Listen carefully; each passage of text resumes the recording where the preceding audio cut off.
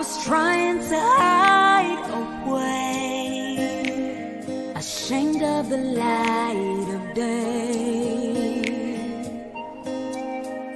Made a choice, thinking I'd be free, but that choice, it imprisoned me in my shame. Till I stepped into the light of God's light, the healing began. I'm free from the shame, I'm healed of the pain. I will be silent no more. I'm free from the lies, love opened my eyes. I will be silent no more. Love broke through to the heart of me. Now the truth has come and set me free from the past. When I stepped into the light of God's love, forgiven at last, I'm free from the shame, I'm healed of the pain. I will be silent no more. I'm free from the lies, love opens my eyes. I will be silent no more. There is power in my story, freedom from this night. There is healing and forgiveness if we step into the light. I'm free from the shame, I'm healed of the pain. I will be silent no more. I'm free from the lies, love opened my eyes. I will be silent no more. I'm free from the shame, I'm healed of the pain. I will be silent no more. I'm free from the lies, love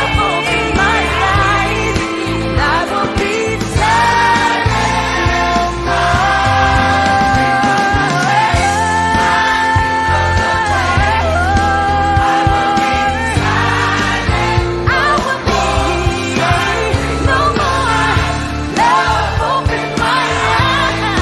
I will be silent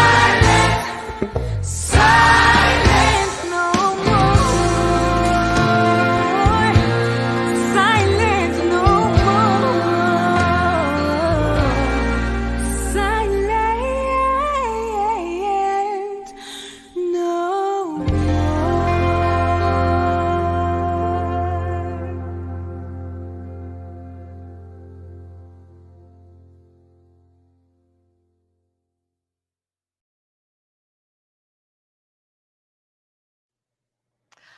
Well, hello, this is Janet Morana, the Executive Director of Priests for Life, and I apologize for a little bit of a delay here. We are having a little bit of difficulty getting my guest on. So while we're waiting, because they're having some tech problems with her, they're trying to work through it. So we'll see Brandi Swindell, my great guest, in a few minutes, hopefully. But in the meanwhile, I thought I would just highlight some of the products we have at our online store for you to just tell you some of the great ideas we have, especially, I know Easter is almost here, so that's kind of too late. But later in April, we have Earth Day.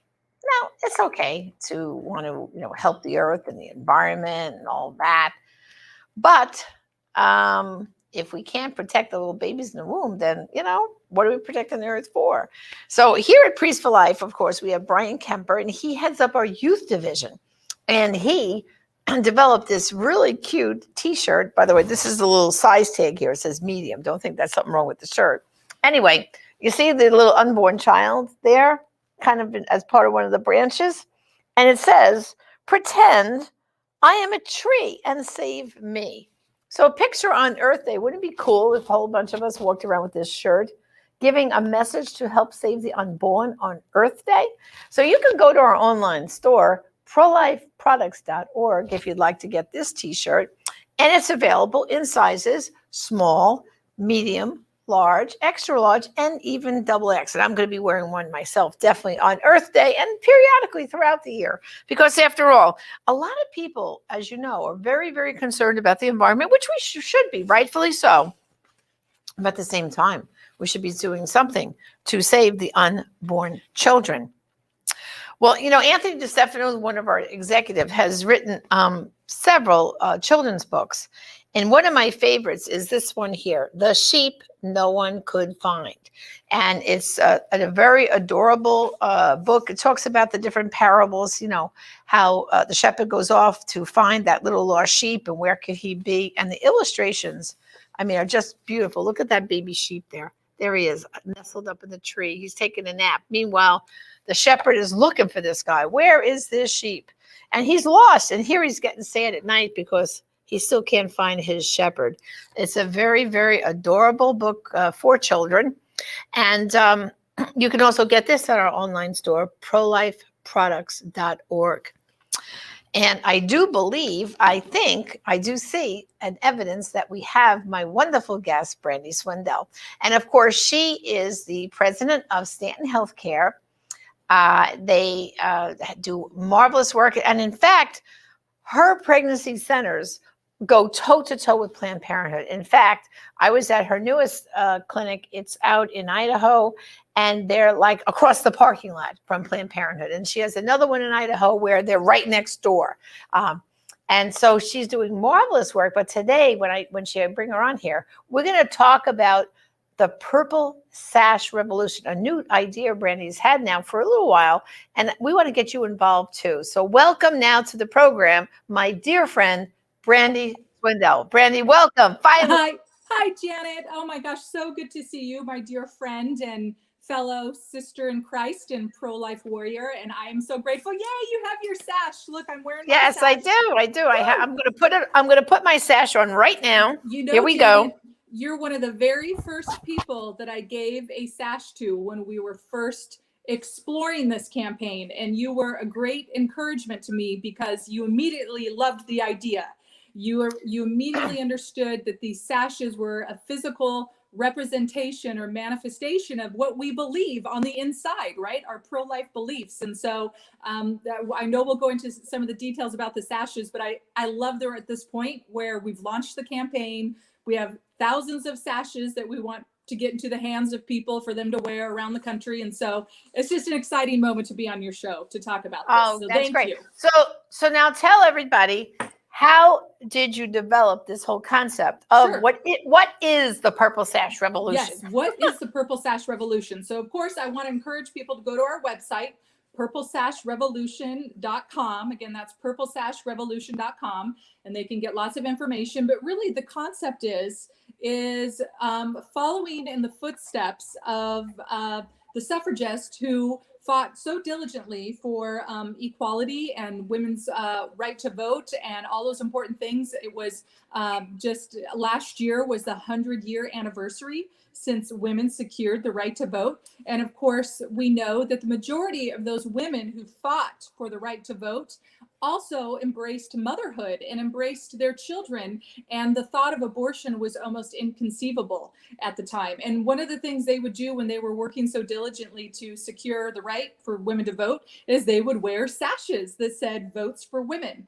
And they would wear these sashes in our nation's capital. They'd wear them in front of the White House. Through the halls of Congress, they would wear them in their communities, and it was a representation of what they were fighting for and what they believed. So it worked for them. It'll work for us in this day and age where we've made so many strides forward, right, Janet? When it comes to women and the fact that we're not considered chattel anymore, and the way that we can move and operate in the way that God created us to use our voice. And we know that doesn't mean, though, to be strong and empowered, if we want to use that word. We know that true empowerment comes from the Holy Spirit, right? And that true strength comes from embracing who we are and our femininity and embracing motherhood. And so that's where these sashes come from, is following in the footsteps of the original feminists, if we want to even say that word, because the word feminist has drifted so far that it's hard to even use that verbiage anymore as, Right. as a woman of faith. But those original women, they fought for the women's right to vote. At the same time, many of them would not go on the road and tour when they had little ones at home. For example, Elizabeth Cady Stanton, our namesake, when she would oftentimes write talks and give them to Susan B. Anthony and others to read if she had little ones still at home and couldn't be on the road. And so I just think it's a beautiful example. So that's what the Sash is. We know right now we have the first female vice president who is radically pro-abortion. Sad. Janet, it's so sad. It's so sad.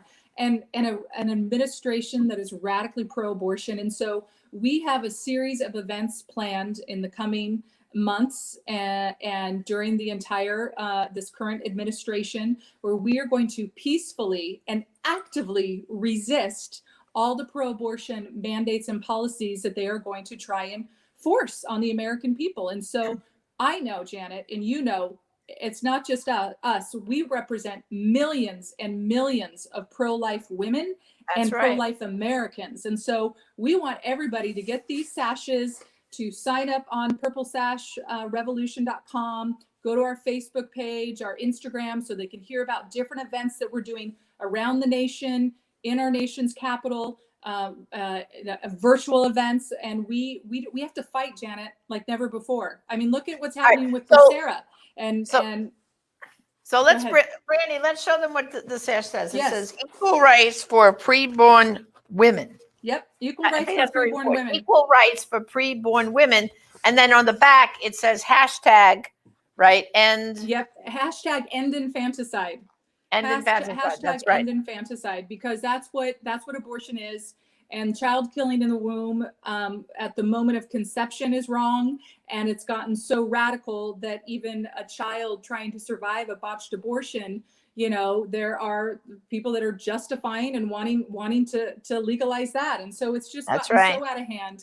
Well, and Brandi, you know, I was with you back when we were first launching this.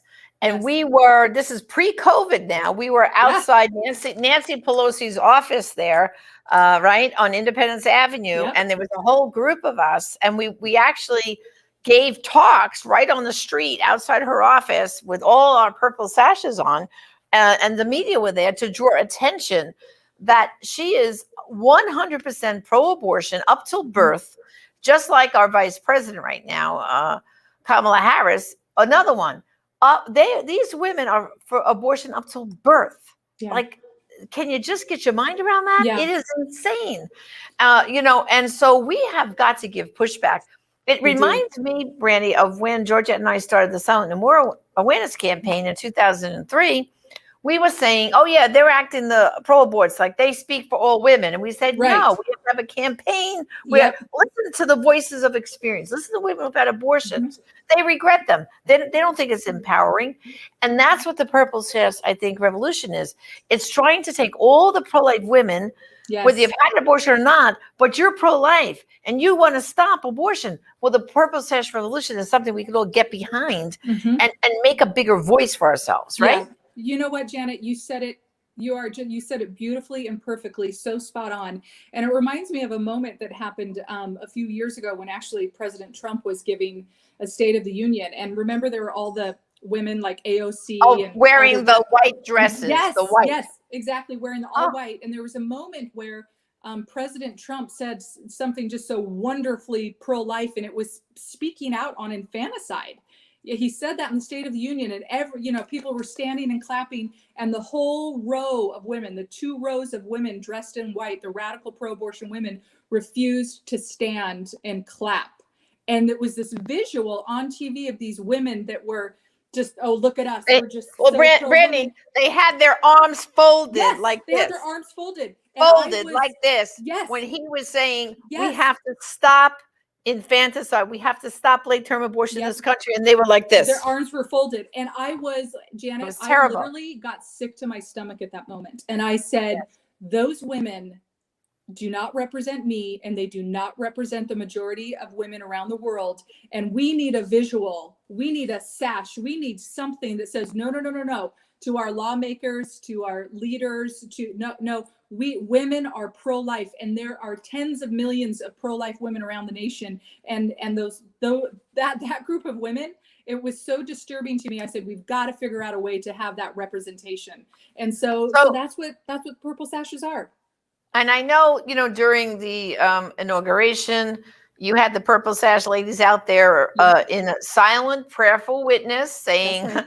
This administration's not what we want. We don't want them, but we were there to show our voices. That's and what right. kind of events, as we're going forward into the spring now, as COVID restrictions are beginning to lift, what's the next thing you're trying to plan? So we really are going to focus a lot on dealing with the Secretary of Health, Becerra, who was just confirmed last week. I know, Janet, you've been talking a lot about this with your listeners and viewers and different guests, that it's a real problem, but we have such a radical pro-abort in that position. And so we are going to be putting together several events to specifically resist any mandate that HHS may hand down that would put restrictions on the work of life-affirming pregnancy centers and women's medical clinics like Stanton. We have to be very motivated, very organized, and very activated. With our position, Stanton's position is, we will not comply with any mandate that comes out of HHS or from Becerra that would require that pregnancy centers in any way promote or refer for abortions. And that is there is a reality that there could be a mandate trying to force pregnancy centers to do that. And so, Brandi, of course there's a mandate, because we all know the track record of Becerra. His name is on a Supreme Court decision, because as Attorney General of California, he tried to force the pregnancy centers in California to refer to the abortion clinics. And thank God for our dear friend Tom Glessner and NIFLA. The case is called NIFLA versus Becerra, and they won. They upheld NIFLA's right not to refer, but now we've got the fox guarding the hen house. That's right. He was appointed the head of HHS. So everyone can remember that what Obama did to all us God-fearing people under the original HHS mandate, he was saying that every Catholic Christian organization in your healthcare, we had to provide abortion and contraception in our healthcare. And of course, everyone focuses on the little sisters, but there was a whole bunch of us people that went to the Supreme Court besides them. So then Trump came in, he took that away, and he said, you don't have to worry, I'm going to eradicate that HHS mandate. But now the problem is, brothers and sisters, Becerra's back in charge, and Biden and Kamala Harris, they are rabid pro-aborts. And they are going to try to do everything in their power. So what you're saying, Brandi, this is great. And you know what? Even if you can't get to DC, you can order a purple sash. And whatever event you're showing up at, you're giving the message, equal rights for the preborn women. That's a beautiful message. It gets people to think. And I love, when we talk about a woman being pregnant, I like people saying she's a mom. Use the word mother. Yes. Because that's a mother walking into the abortion clinic to kill her baby. Call them moms, because they are from the moment of conception. That's right. So we start moving our language more down that road. I think, Brandi, we can get it more hearts and minds changed. I truly believe that. Yeah, that's powerful. That's so powerful. And we're going to have a series of events. And we also are looking for people in their local communities and in their states or in their regions to head up a Purple Sash Club or a Purple Sash Collective, if you will. We have these Purple Sash kits ready to go. Our volunteers have been working very hard. You get stickers, drop cards, and a sash. $5 for a sash kit. We're not making any money on them. They're not a fundraiser, because we just want to get these out to people. So people could order 25 sash kits if they wanted to, and they could do an event in their community. And we have directions on our website. We have virtual consulting on things that you can creatively do at your state legislature. You can do in your own communities. You could put together an event at your church. I mean, there's just, the sky's the limit on what you can do with these sashes. We have lots of ideas. We have guidance on how you can put together events. We're looking for basically 50 captains to represent every state, so that we can have Purple Sash clubs in every state, and then additional ones in different communities. So we want to do stuff locally and nationally, That's locally great. and nationally, because with what's going on with this current administration, it's really important that people are motivated on a local level, that we can still get a lot of stuff done through our state legislators and build a wall of protection around women and children through the local legislative process. And so Well, again, and you can wear these at the March for Life, you can the Walk for Life, life chains. 40 days for life. 40 days for life. Yes, so many different things. And they're Mhm. designed, and they're really, Janet, they're really fun. I one time just wore one walking last summer just to trial it out at a 4th of July event. And I got so many comments from people, we're all masked up, but outside for the 4th of July event, so many comments from people wondering what the sash was. And it was a moment. They're like, what's that sash for? And you get to explain, well, here's what I believe. Here's what it's about. And so it's a great conversation starter as well. Well, you know what, too, Brandi, right now it's very important, I think, too, for our people to visit both your state legislators, but Yes. also your federal legislators. But don't worry about going to Washington. We're not asking you to do that, but home Right. in their district office. That's where it counts. They have a full-time staff there like they do in DC. And every visit, every phone call, every email is logged in. And what issue did you come here for? Well, That's right now, things in the Senate, as you know, are very dicey. We have this terrible, I call it the Unequality Act, because that's what it is, the Equality Act, Yes. which should have most people shocked. If you want to protect your daughters and granddaughters in bathrooms from having transgender people come into the bathroom, that's what this Equality Act is about. And also women's sports. You will never, ever, ever have your daughters or granddaughters competing fairly in track, race. You just go right down the sports. No, because now transgender men can now participate. If this law goes into effect, the sky's the limit. Everything is off the table, and it will basically eradicate just about every pro-life law that's out there. That's called, they're calling it the Equality Act. Oh, it sounds all nice, warm, wonderful. So I'm suggesting get the purple sashes, make it first you don't even have to make an appointment, but go to your local congressman's office, go to your local senator's office, and say, do not support the Equality Act. We want you to vote no on the Equality Act because it's an Unequality Act. That's what it is, an Unequality Act. Certain. And then, of course, Brandi, they're talking now, they're starting bubbling up to the talk again about the ERA, Equal Rights Amendment. Yeah. That was all the way back in the 80s and 90s. God bless Phyllis Schlafly for helping to fight that. But it's back. It's roaring its ugly head. And again, it's another thing that sounds so wonderful. Equal Rights Amendment. Oh, how nice. But again, it takes away women's rights. There's so many rights we have as women already in the Constitution. They exist.